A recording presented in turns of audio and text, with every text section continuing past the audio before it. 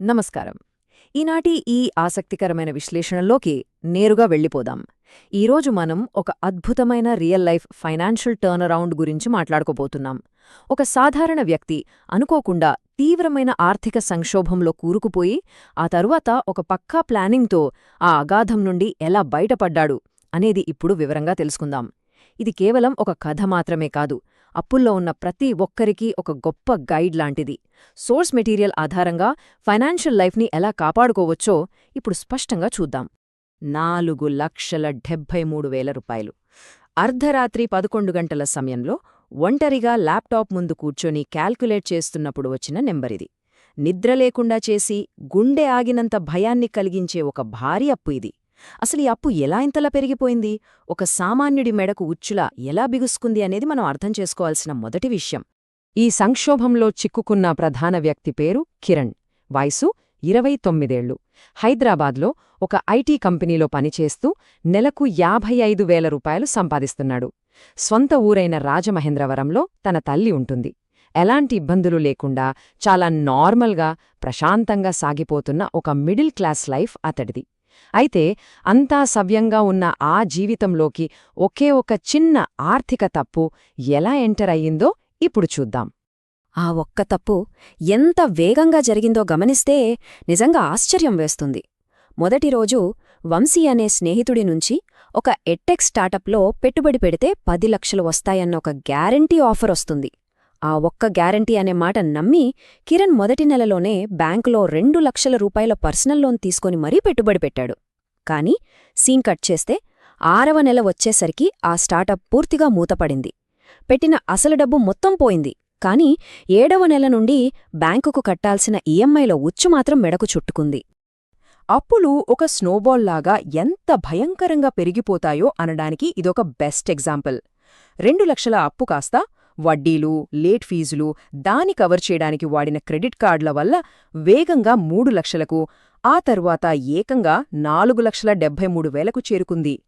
సరైన ప్లానింగ్తో అడ్డుకోకపోతే ఈ కాంపౌండింగ్ వడ్డీ అనేది ఎంత భయంకరమైన అఘాతంగా మారుతుందో ఇది చాలా స్పష్టం చేస్తోంది.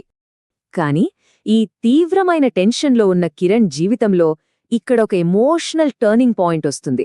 రాజమహేంద్రవరంలో ఉన్న కిరణ్ తల్లి ఒక చిన్న డబ్బీని తెచ్చి తన కొడుకు చేతిలో పెట్టింది. అందులో కిరణ్ చిన్నప్పటి బర్త్డే గిఫ్ట్స్గా వచ్చిన 18,000 రూపాయలున్నాయి. కొడుకు కష్టాన్ని చూసి తన దగ్గరున్న ఆఖరి సేవింగ్స్ ఇచ్చేసిన ఆ క్షణం కిరణ్ ఆలోచన విధానాన్ని పూర్తిగా మార్చేసింది. ఆ సమయంలో కిరణ్ తల్లి చెప్పిన ఒక మాట అత్యంత లోతైనది. అప్పు మనిషిని చంపదు బాబూ, అప్పు గురించి భయపడటమే చంపుతుంది. ఎంత గొప్ప మాటండి ఇది! అప్పుల భయంతో ఆందోళన చెందే బదులు ఏకాగ్రతతో ఒక ఖచ్చితమైన పరిష్కారం దిశగా అడుగులు వేయడానికి ఈ ఒక్క మాట గట్టి పునాది వేసింది. అప్పుడే కిరణ్ ఒక పవర్ఫుల్ స్ట్రాటజీని ఎంచుకున్నాడు. అదే డెట్ అవలాంచ్ పద్ధతి. పెరుగుతున్న వడ్డీల ఉచ్చు నుండి బయటపడటానికి ఇదొక అద్భుతమైన మ్యాథమెటికల్ టెక్నిక్. ఈ పద్ధతిలో మనకున్న అన్ని అప్పులకు మినిమం అమౌంట్ కడుతూనే చేతిలో ఉన్న ఎక్స్ట్రా డబ్బునంతా అత్యధిక వడ్డీ పడుతున్న అప్పును ముందుగా పూర్తిగా తీర్చడానికి వాడతాం. ఈ ఫినాన్షియల్ బ్లీడింగ్ని ఆపటానికి ఇది ఖచ్చితమైన మందులాంటిది.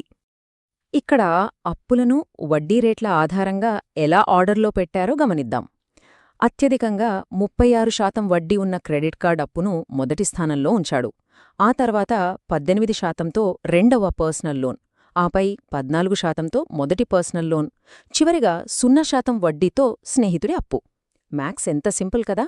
చేతిలో ఉన్న ఎక్స్ట్రా డబ్బు ముందుగా ఎక్కడికి వెళ్లాలో ఇది చాలా లాజికల్గా చెప్తోంది. ఇక బడ్జెట్ విషయానికి వస్తే అది ఎంత కఠినంగా మారిపోయిందో ఇక్కడ అర్థమవుతోంది. కిరణ్ తన 55,000 రూపాయల జీతంలో ఏకంగా సగానికి పైగా అంటే 28,000 రూపాయలు కేవలం అప్పు తీర్చడానికే కేటాయించాడు. అద్దె, భోజనం లాంటి కనీస అవసరాలకు మినహా పర్సనల్ ఖర్చుల కోసం కేవలం 500 రూపాయలు మాత్రమే ఉంచుకున్నాడు.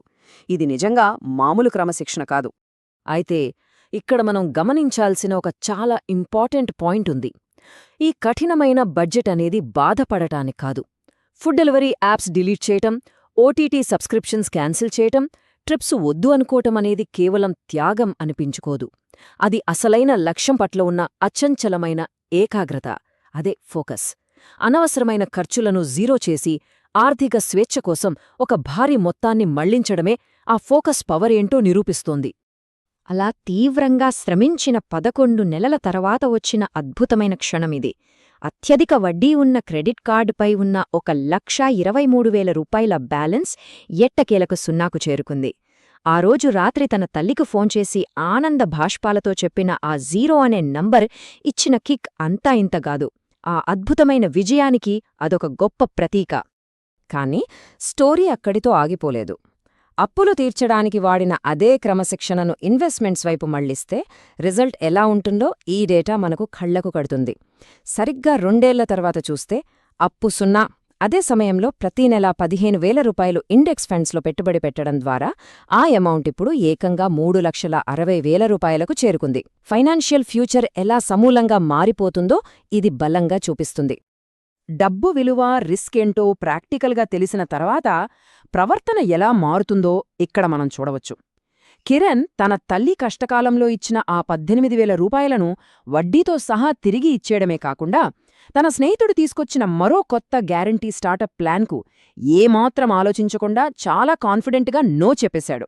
ఎందుకంటే అసలు సిసలైన ఫినాన్షియల్ అవేర్నెస్ ఇప్పుడతనికొచ్చేసింది. సో ఈ మొత్తం కేస్ స్టడీ నుంచి మనం నేరుగా నేర్చుకోవాల్సిన 5 సింపుల్ అండ్ క్లియర్ లెసన్స్ ఏంటంటే: 1.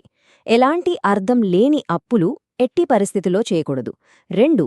బడ్జెట్ అనేది మనల్ని కట్టడి చేయడానికి కాదు, సరైన దారి చూపించడానికి అని గుర్తుంచుకోవాలి. 3. అప్పుల నుంచి బయటపడటానికి డెప్త్ అవలాంచ్ పద్ధతిని వాడాలి. 4. ఇన్వెస్ట్మెంట్స్లో గ్యారంటీ రిటర్న్స్ అని ఎవరైనా చెబితే వెంటనే అక్కడ్నుండి పారిపోవాలి. 5. ఏ కష్టమొచ్చినా ముందు ఫ్యామిలీతో మనసు విప్పి మాట్లాడాలి. ముగించే ముందు ఒక ముఖ్యమైన ప్రశ్న వేసుకుందాం. ఫైనాన్షియల్ ఫ్రీడమ్ వైపు మన జర్నీ ఎప్పుడు మొదలవుతుంది? అప్పుల భయంతో నిద్రపోని రాత్రులు గడుపుతున్నా సరే మొదటి అడుగు అనేది ఎప్పుడో రేపు కాదు, ఈరోజే, ఇప్పుడే ఒక కాగితం మీద స్పష్టమైన ప్రణాళికను రాసుకోవడం ద్వారా మొదలవుతుంది. ఈ విశ్లేషణ అప్పుల నుండి బయటపడే విధానం పట్ల ఒక కొత్త, ఆచరణాత్మకమైన దృక్పథాన్నందించిందని ఆశిస్తున్నాం. మర్చిపోకండి, అప్పు మనిషిని చంపదు, సరైన ప్లానింగ్తో దాన్ని ఖచ్చితంగా జయించొచ్చు.